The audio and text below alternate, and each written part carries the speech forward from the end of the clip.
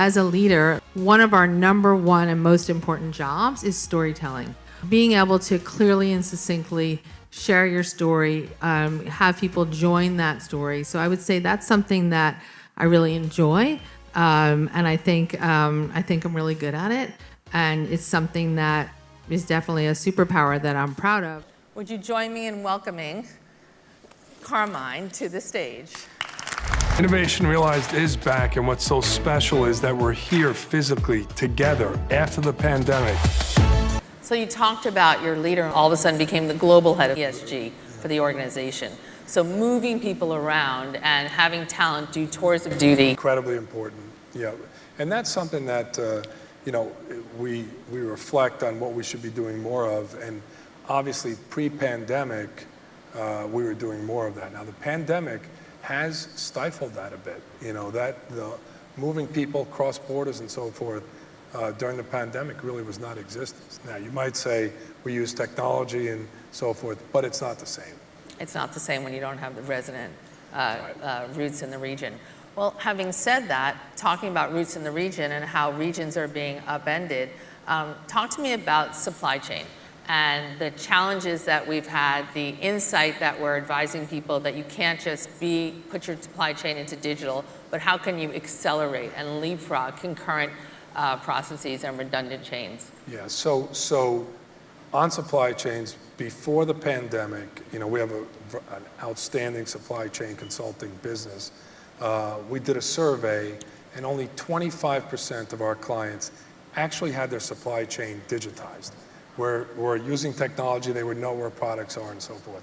Current, and we have to bring it all together. So if you can join me with a big hello to our friends Rita McGrath and Jack Kittery. Please. If you could kind of walk us through the playbook factors, the 5 that you think are the most important, and then let's unpack that with stories and examples. Oh, absolutely. So the seeing around corners is really around strategic inflection points, which I define as a force that exerts a 10x pressure of some kind on your business. So it could be making things 10x faster, 10x cheaper, 10x more convenient, whatever. And the interesting thing about them is when they reach a tipping point, they feel as though they've come out of nowhere. And yet when you look at them, they sometimes have been burbling along there for like decades, right? You are a serial entrepreneur, like Hall of Famer. And then Alphabet recruited you to come in, actually X, and to come and build something new there, which was your entrepreneurial tour of duty. And what you did there was really remarkable, and then you spun it out very recently. So you've been an entrepreneur, you then became an entrepreneur, and now you're back in your entrepreneurial mode. And so in many ways, you've seen organizations that have been able to foster new ideas. How do you do that in a big organization? I want to get into supercomputing, but in this idea, and quantum computing and the whole journey around it, but this idea of going into the Borg, but finding a way to create a disruptive, innovative team that's not necessarily working at the same pace of the rest of the organization, that's really hard, and you've done it so remarkably well. Well, thanks, Tina. First of all, congrats to EY for a very hip setting. I love starting companies. I started my first company when I was 12 years old and have never stopped. And with all my companies, I start just myself initially and then get some co-founders together and then get going in one little room and a few chairs and that's it.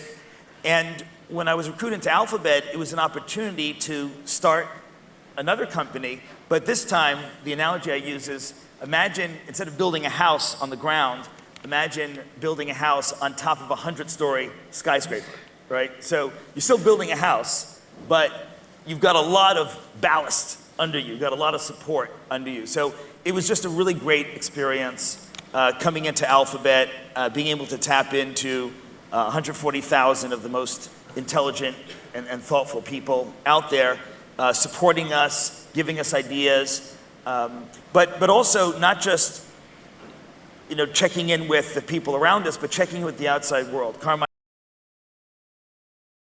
I mean, these two extraordinary women, we're going to hear more about it.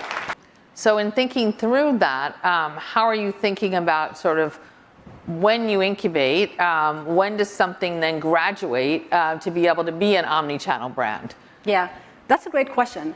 Our online communities give us the insight that is needed to recognize when a product and a brand is ready to graduate.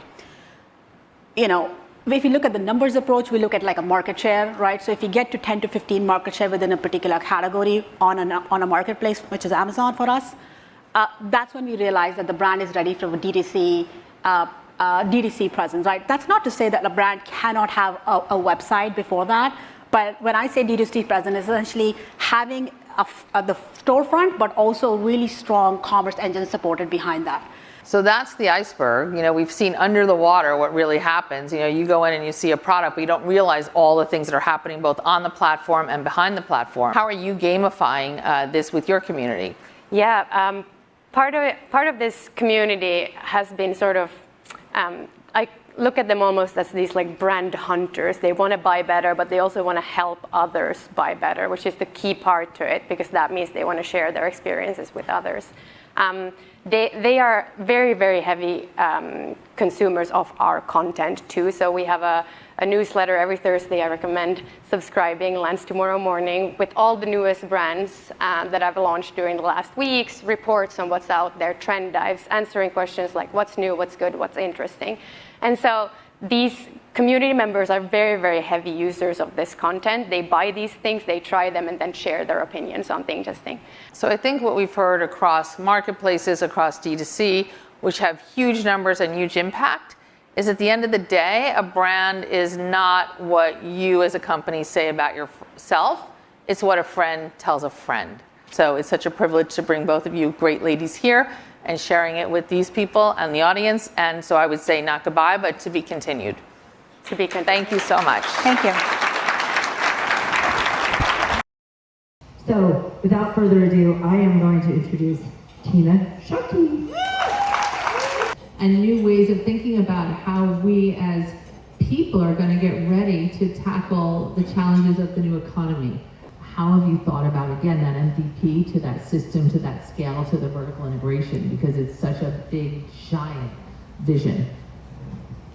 So let me zoom out for a second about the nature of the problem that we're talking about and why even 100 million people is probably may not just cut it. It might need to be bigger than that. And by the way, Tina, you are the most incredible moderator. Everyone at my table was saying that, so I just want to give a badass shout out. But I have the privilege of talking. We said moderating one person is sort of like Zen in the art of moderating. So don't interrupt yourself, okay? I'll try not to. Okay.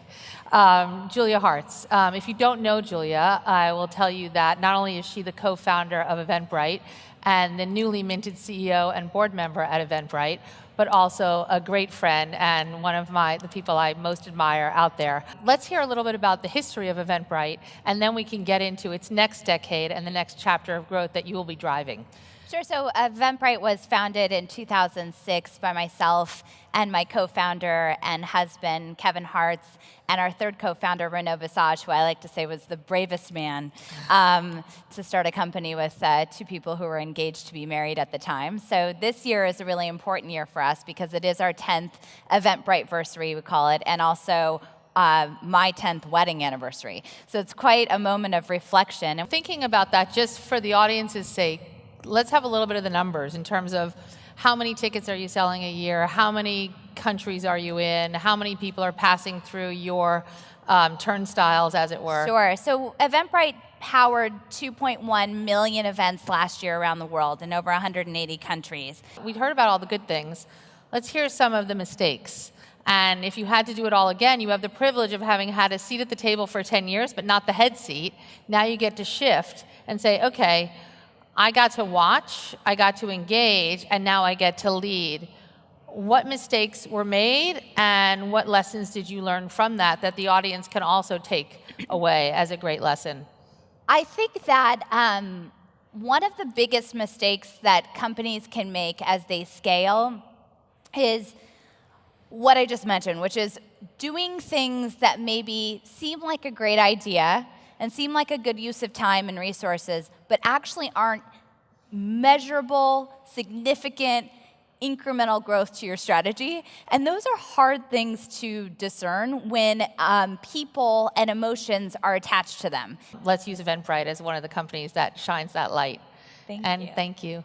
Yeah, thanks Thank so much. you, everyone. Thanks, guys. If you're not launching a startup right now, what you are doing is you're building muscles and you're building capacity. And that capacity is something that you're going to use now and you're going to use for the rest of your lives. Whether you embed yourself in large organizations, or you join a founding team, or you lead a startup yourself, that capacity, that disruptive innovation, that way to see the world, identify the opportunities, and change the world is the capacity that you as founders, whether you are entrepreneurs or you end up being intrapreneurs or you end up being both, you're here to manifest the change we all want to see in the world.